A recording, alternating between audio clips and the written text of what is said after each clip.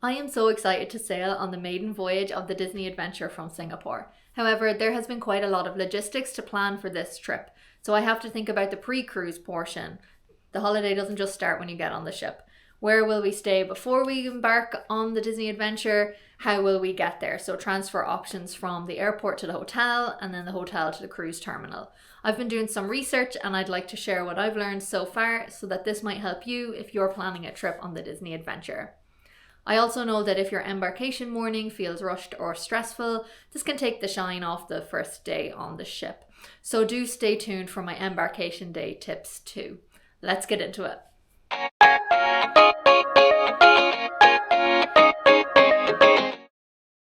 Hi, I'm Lisa from Magic Miles Ireland and I'm absolutely obsessed with all things Disney and especially Disney Cruise Line. So I will be on the maiden voyage of the Disney Adventure.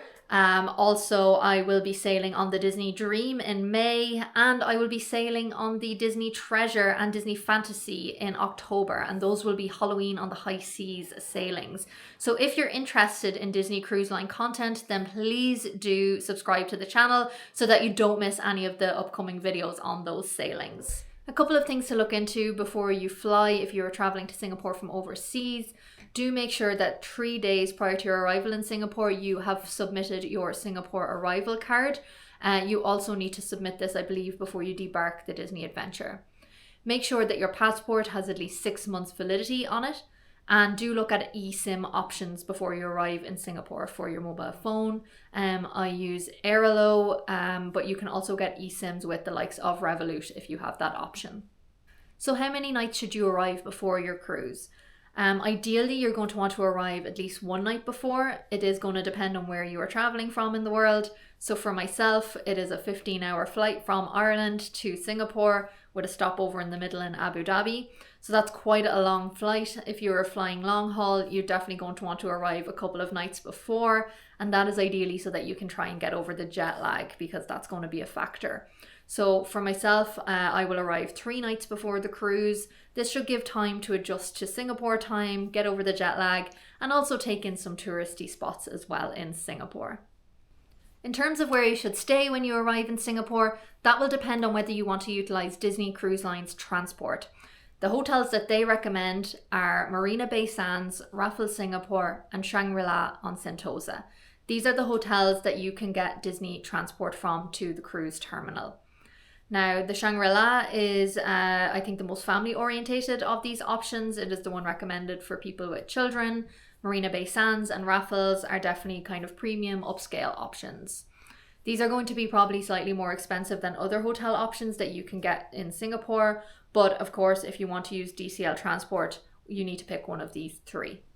DCL transport is also available from the airport. So if you live closer to Singapore and you are flying in on the morning of the cruise, you can get DCL transport from the airport direct to the port.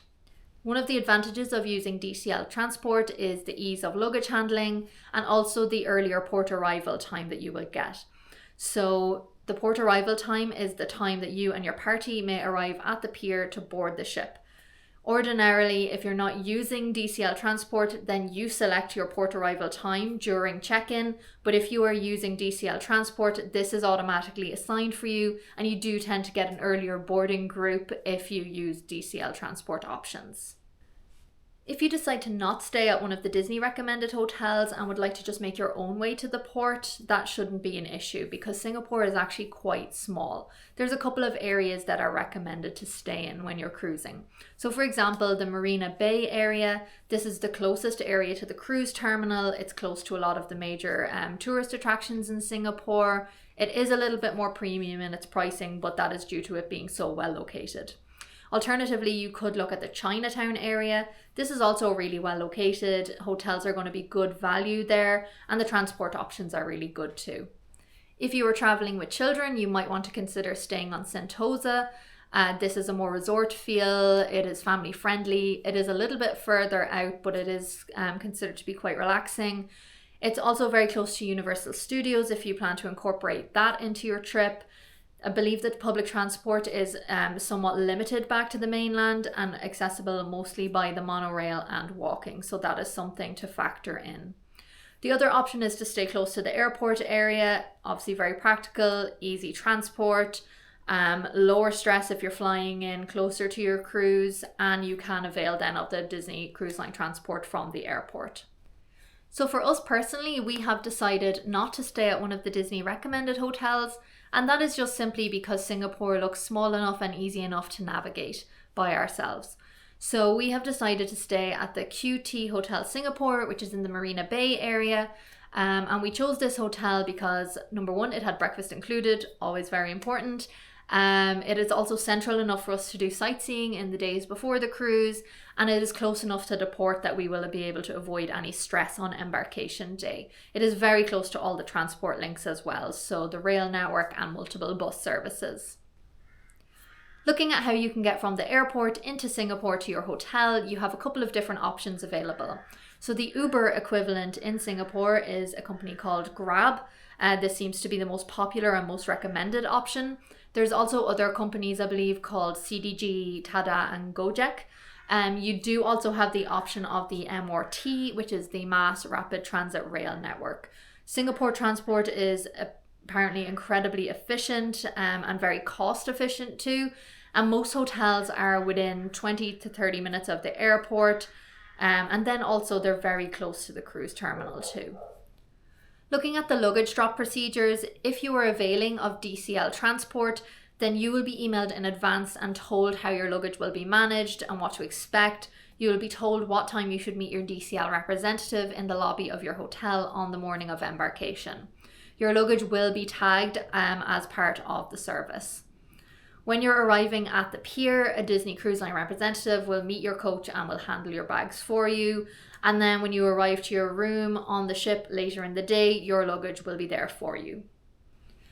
If you are not availing of Disney Cruise Line transport and you are going to arrive at the port via public transport or by personal vehicle, then you are going to drop off your luggage on either level 1 or level 2 of the cruise terminal.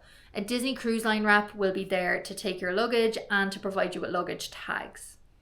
Now, one of my most important tips for embarkation day is to keep any essential items in your carry-on. So your bigger luggage, you are going to hand those over to Disney Cruise Line, and they will appear in your room later in the day. But if you have essential items such as medications, travel documents, etc., you are going to want to keep those in your carry-on luggage.